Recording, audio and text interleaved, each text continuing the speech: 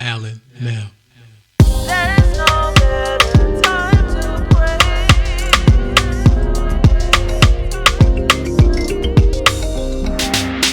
I woke up in the morning with a smile on my face. Hey y'all, how y'all doing? I just got home and I'm just about to make myself a salad for dinner and chat while I make my salad. So I'm using kale, just a handful of kale, 2 Persian cucumbers, and tomatoes, little tomatoes.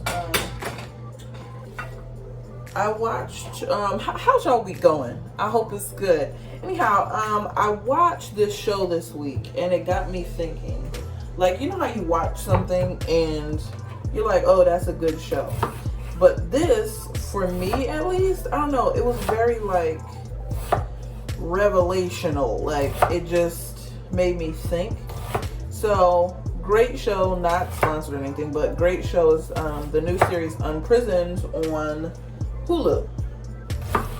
And I just watched it because it looked kind of like a comedy and it has some of my the actors that I really like. I don't really have favorites, but really good actors in it. And I was just, interested in it, so I went to go watch it. I also have, by the way, I had half a white onion. I have this pink salmon, some red beans, and I have some tahini and some salsa because I'm not using like regular dressing. But anyway, that's neither here nor there. But I watched Unprisoned on Hulu.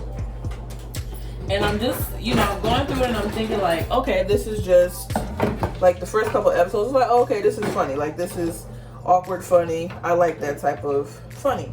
But going through the series, I won't say everything because maybe it's like a spoiler for some people.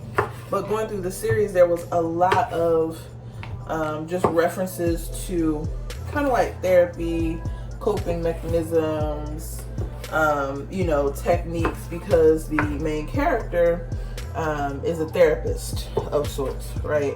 So she's going through this situation with her father, and she has this like relationship that's like rocky. It's just unclear, and it's like the very person who is kind of like unsteady in her life comes in and literally within days shows her like where she's been going wrong in her relationship. And for her, that was like crazy.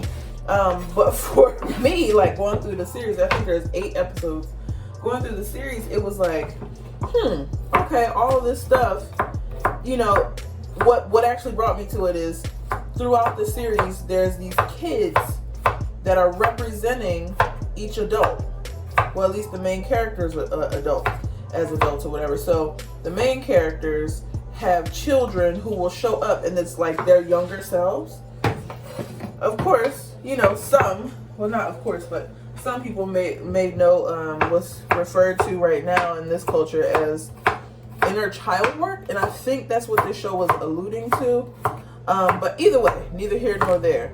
That is a small synopsis to say that it made me think about how we handle conflicts, how I specifically handle conflicts, or how I, what I do in relationships, and whether it's family or like partners or whatever.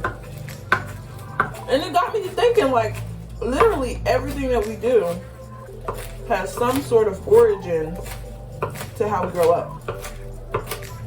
And whether that's good, bad, or indifferent, it's just kind of how we are modeled behaviors in relationships, or if we haven't been shown things in relationships, or we all have our own coping styles.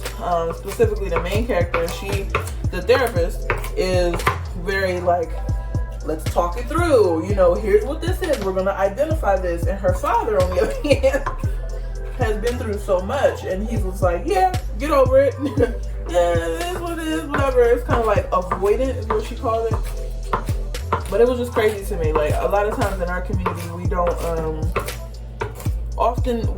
really give time and attention to like the root of things. We're kind of just taught to get through it, be strong, survive,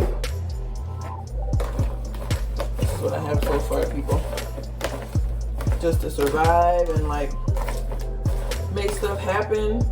And a lot of times that messes us up. Like, it messes us up in relationships when you get older, especially when you're coming up as a kid. You really don't have a choice in how the people who raise you communicate with you. You don't, like, at least not in my culture, like, you don't really have a choice in how they communicate what they're trying to say, or the lack of communication. You don't have a choice with a lot of different things. It's, you know, parents are parents and they do whatever.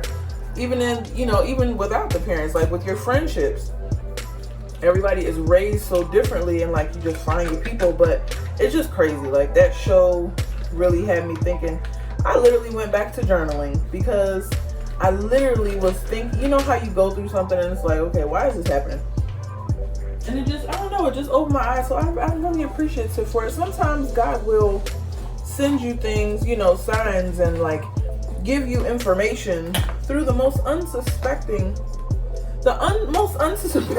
of avenues. Like, I'm so glad that I watched that. And I was actually doing hair at the time, so I wasn't really like looking for it to be deep, but it ended up being so helpful. So super grateful for that.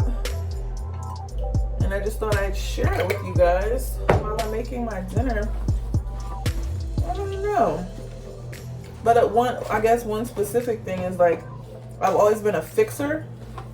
And when I say fixer, I feel like God has given me a gift that, you know, to bring people together and stuff like that. So that is a gift of mine. But like, I've always been in every relationship, friendship, whatever. I feel like I just see the pattern of me always being the one who's like trying to make it better, or if I do something, of course, if I do something, or if you do something wrong, you're supposed to correct it. But like, I know there's a pattern, have noticed that there's a pattern for me where if anything is wrong, even with other people's relationships, I'm like, oh my gosh, how can we fix it? That's just in my nature. Like, I want it to be better. And it's just crazy that it's just like, okay, where does that come from? And from that show, like, just, it kind of brought it to my attention. Like, I've been like that since I was little. And I was like that with my mom. And I was, you know, I'm like that with my dad. You know, even when it's not perfect, it's like, okay, what else can I do so that it will be better? And it's just crazy. It's crazy to see that. Even as a kid, I would do that with adults. And we don't, like I said, culturally, we don't sit down and be like, okay, how is this going to affect us later on? It just happens. And then you have this aha moment when you're watching a random show on Hulu that says, this is why you're doing this, and this is why you think this is okay. And it's crazy. But I'm glad I watched it. Anyway, here's my salad.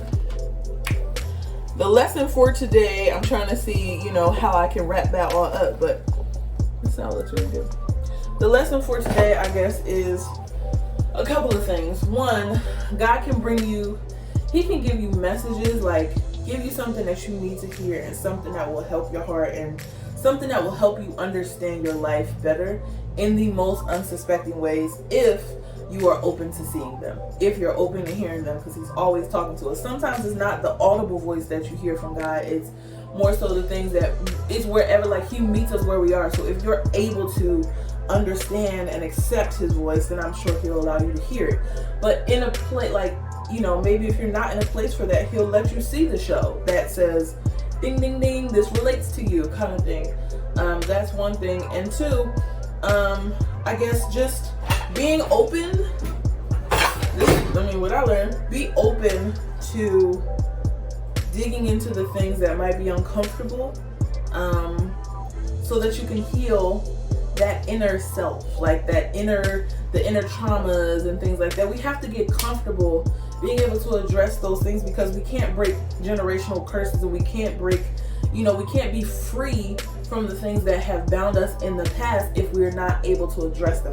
Not saying I'm in a perfect place with that, but I am saying that sometimes He'll allow us to face these things in kind of a lighthearted way, in order for us to kind of take a moment and see where it is, and then kind of adjust it. So that was my lesson for the week. I hope that you all are having an amazing week, or have had an amazing week.